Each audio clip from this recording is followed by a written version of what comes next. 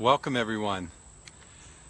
We're on week 5 now, and we're entering into the deeper waters. So last week we had the first week of water, which was just diving beneath the surface, looking for a cool, comfortable place to land. Am I doing good? My son's watching, making sure that I do a good job. So, hi there. So, we're entering into the second week of water. And what I love about this middle part of water is it's getting to a deeper intention, a deeper meaning in our lives. And it's asking us to go a little bit beyond just our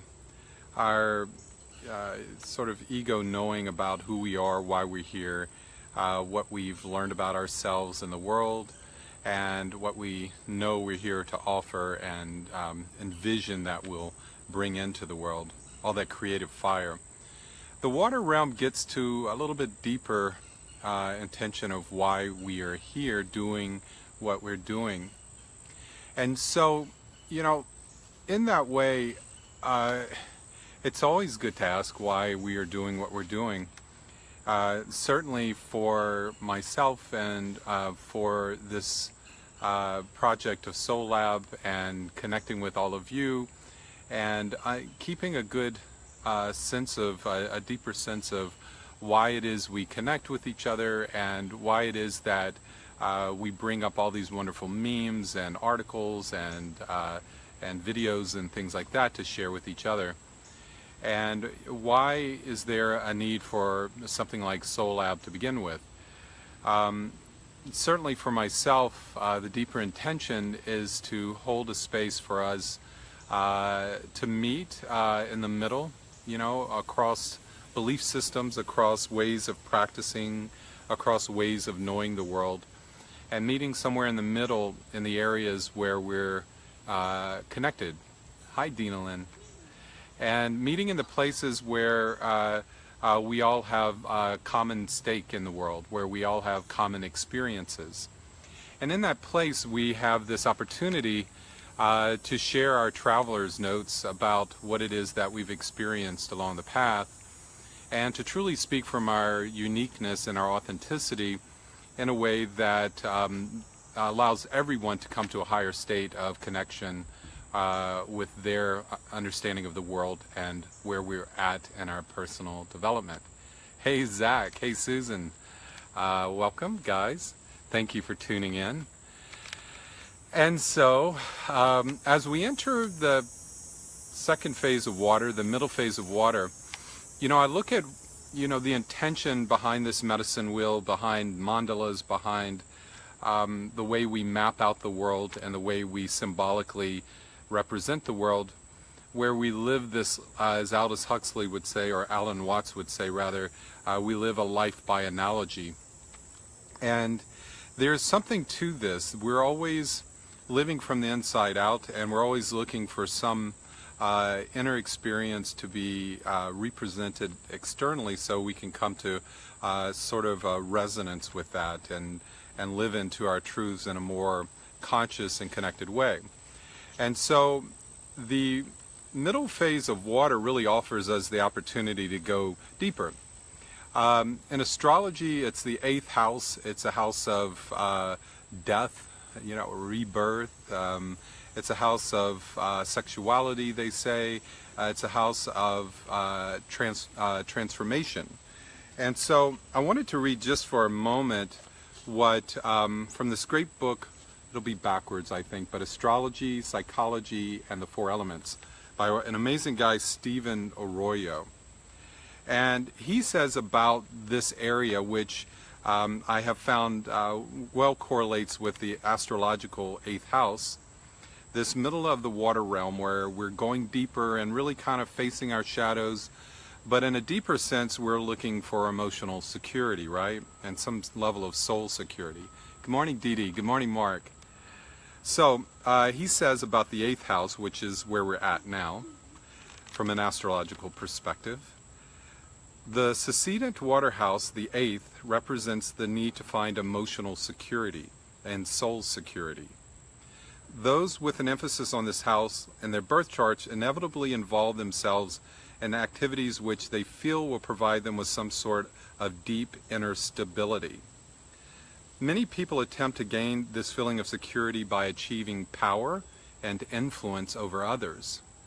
This power is sometimes provided by wealth or by participation in large corporate ventures, and it sometimes stems from their knowledge of occult laws or from a penetrating psychic sensitivity.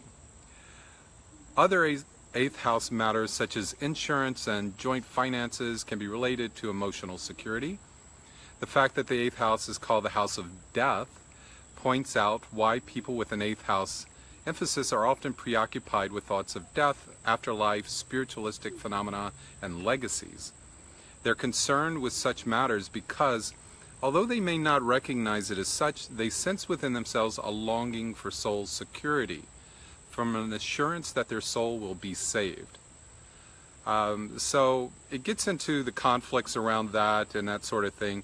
But it says, in short, this house symbolizes a longing for a state of emotional peace, which can be arrived at only by growing free from desires and compulsive willfulness. So we see this movement from the fiery realm, which is the sun's giving me a great fiery exposition now that it's back in full force. We're seeing that this movement out of the sun and out of the fire into the inner waters offers us the opportunity to really look a lot deeper into the why of our lives, into a deeper inner meaning that allows us to find true security in the world. We know that there is no external security that can be imposed or provided if we don't feel that inner security, right? So one of the things I saw this morning as I was reading was a book that I'd been reading before that I picked back up again, and it's by the Bhagavad Gita and Inner Transformation by Nanya Lepez. I think that's how you said it. I probably slaughtered her name unintentionally, but she's a wonderful Jungian analyst and incredible writer. But I wanted to read this one more thing from her because I feel like, you know, getting to this deeper sense of why it is that we endeavor to look at our life by analogy, to seek out symbolic connections and all of these shifting aspects of our lives. Why do we dare to come up with models or ways of coming together in the world? It's certainly been a question of mine ever since I studied developmental theorists and I studied all these different spiritual traditions and the rest. What is it about us that seeks out these pathways, these symbolic ways of going into the world, and what is it ultimately that we're attempting to do in this process? So from her perspective, she says it's about individuality and universality. For one who looks beyond surfaces and truly wishes to realize the essence of her human birth, while reveling in the process of life, the Bhagavad Gita offers a way. So this is in praise of the Bhagavad Gita as one of the many paths. The path is a highly individual one, so it might seem multifaceted, yet the way is really universal, leading to the one. Nothing is grafted on, it all comes from inside. It helps us harmonize thinking and feeling. It raises our energy. It brings softness and intelligence. Takes us deep as we're able to go into joy and into sorrow. We can meet the one anywhere. All that's needed is a link with ourself, our higher self, that is. The Bhagavad Gita helps us forge a link. The sacred spot where individuality embraces universal fullness brings lasting value to the seemingly mundane, guiding our inner and our outer battles, helping us see the relationship between the two till the awesome moment when man-made boundaries cease to be. So in this era of greedy globalization, we're being offered the opportunity to become universal, in an individual way, without imposition or intrusion. That our inner subjectivity will one day discover its absolute objectivity and this eternal continuity. So I love that, right? So why do we come together in these ways? Why do we form these connections? Why do we seek out these symbolic pathways? And why do we constantly come back to this circle where we all are the center of, and we're also seated around? I love this question because it gets back to what is meaningful to us, what is important to us, what is the deeper aspects of our inner sense of virtue, our inner sense of our belief systems, our meaning-making processes. This is a place where no matter where you are developmentally in the spiral of your own life, this always offers an opportunity to take a breath for a moment, to stop and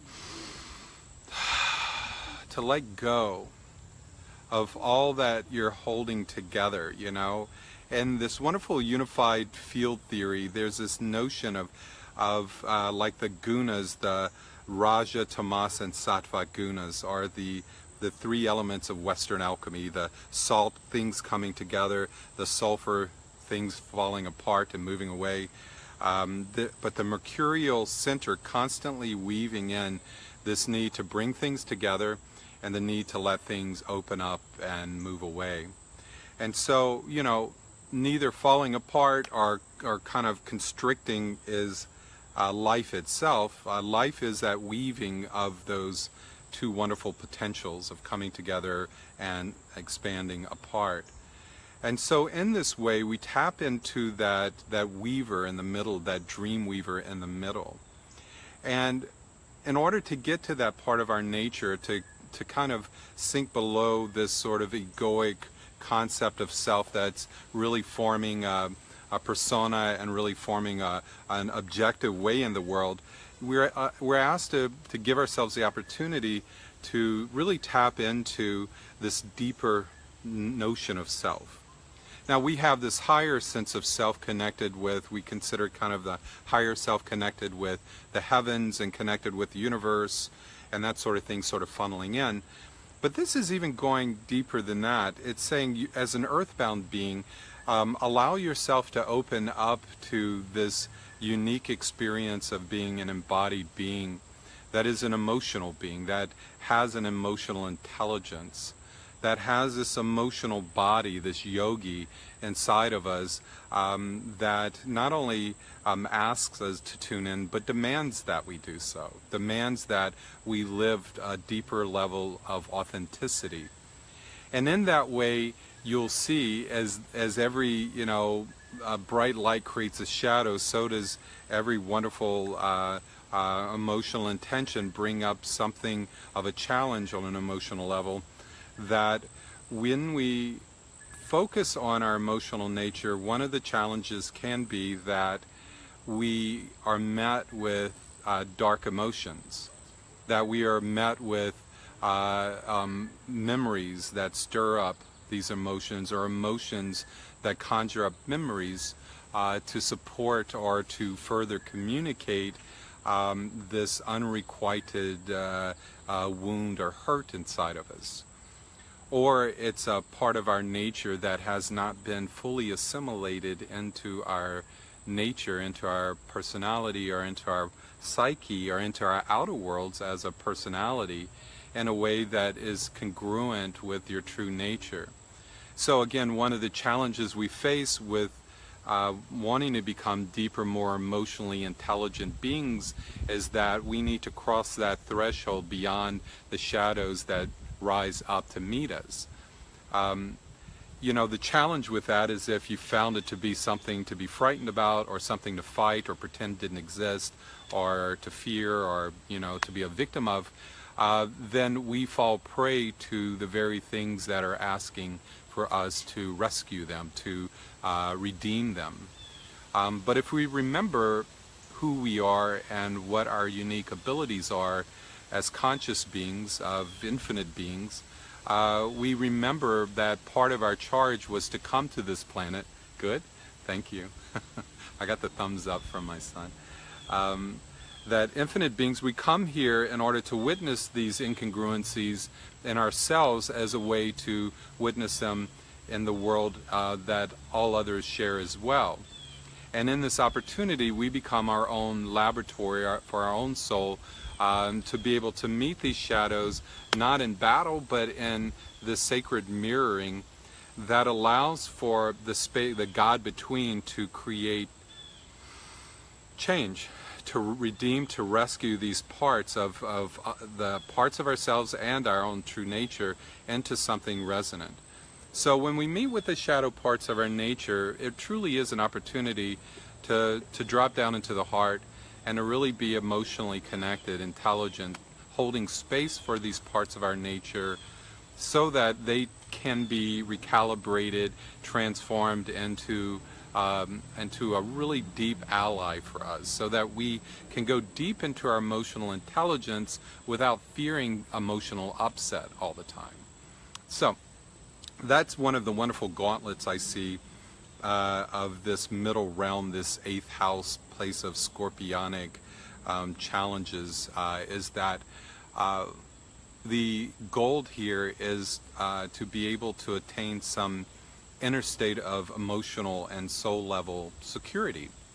So that's where we're at for the week ahead. It is Tuesday today, so we have a full week of exploring all of the topography of this middle realm that acts as sort of a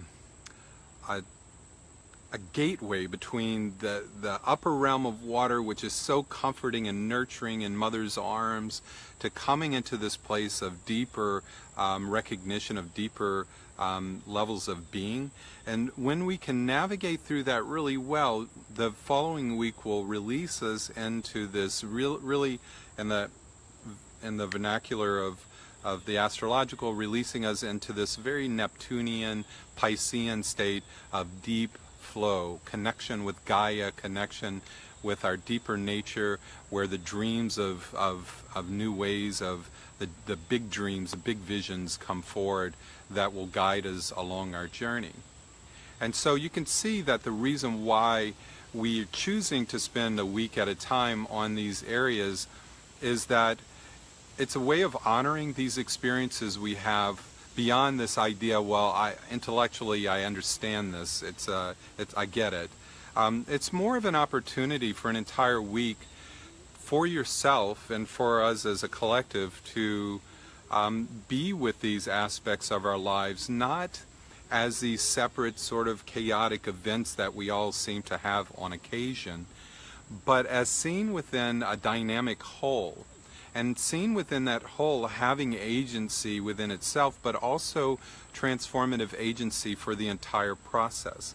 The fiery elements burn away the impurities of what's not true to our egoic construct of who we can become and what we can create in the world.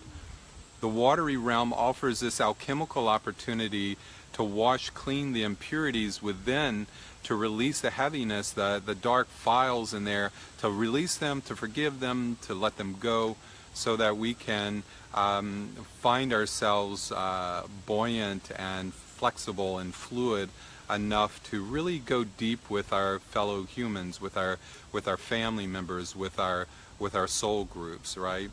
When you can clean this up, when you can clarify and come to terms with and embrace and redeem these inner parts of your nature, it adds this level of depth to what psychologists would call the subconscious realm, or the deeper emotional realm.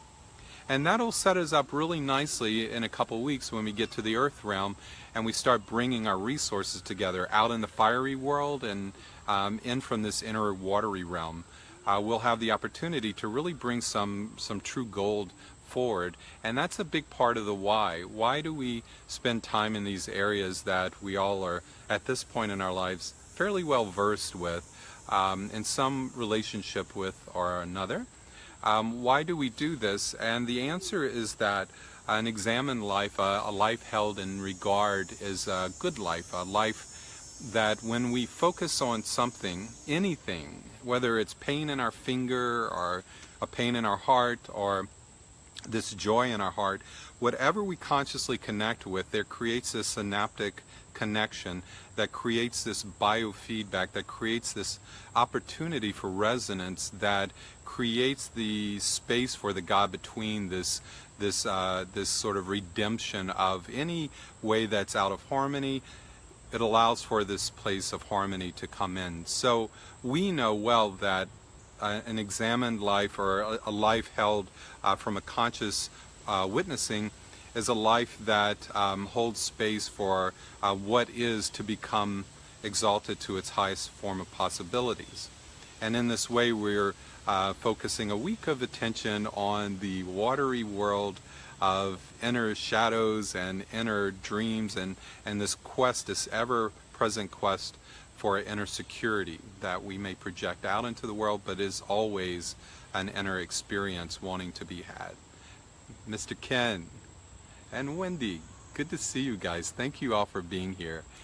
And you know, I have to say that it's been quite a gift to have my friends and family join into this journey, because this is how it's done, right?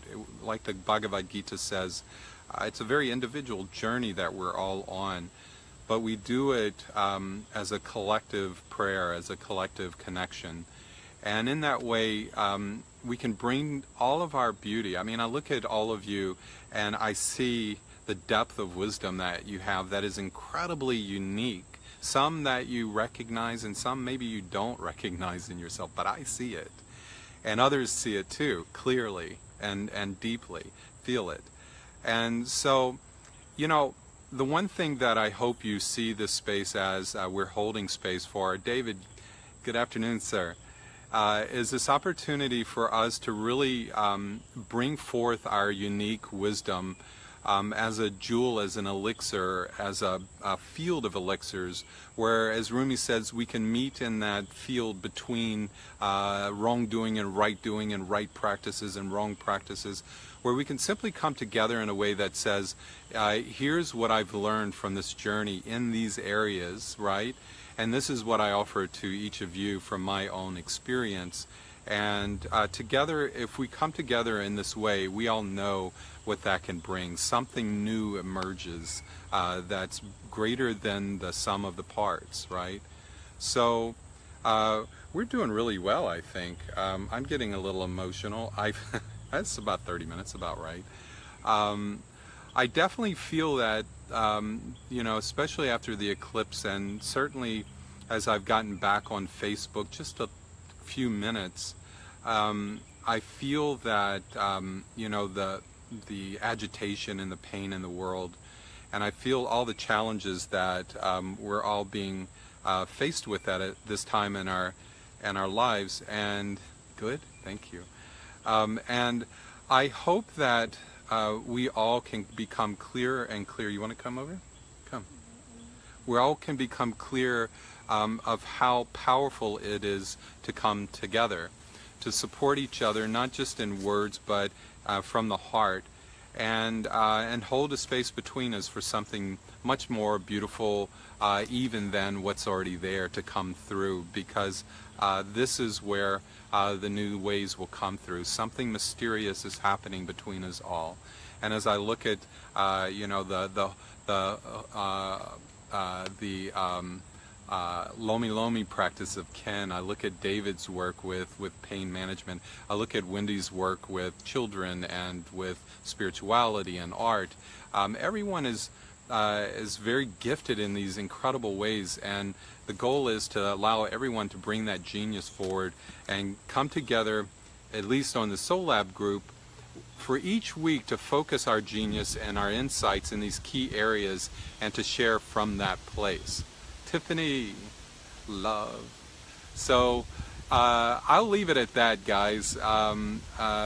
Let's meet in that field and play and really find what's deep in our heart. If you haven't done so, try the shadow exercise that It's in the files, I think, under info, and then you can go down into the files in the Soul Lab group. But maybe try the shadow exercise. I can't remember what else Hella has offered from that, but my intention is to offer all of the tools that I have.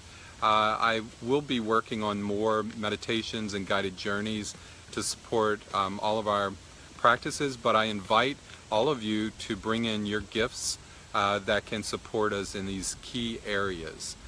Good afternoon, Christy. So thank you guys for tuning in, and let's hold this week of this deep watery world of transformation, of death of the old ways and rebirth of something new, this new God coming through. You know, in the Alchemists they said this is a place where the old king dies and a new king is being reborn.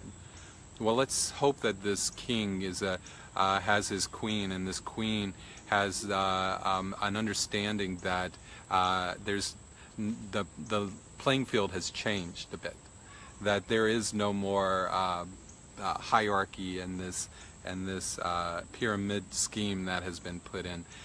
We are empowered awakening beings that are in charge of not only our physical, our resources and the rest, but we're in charge of our hearts, our spirits, our emotions, and we live from the inner kingdom, the world within, and living that out into the world.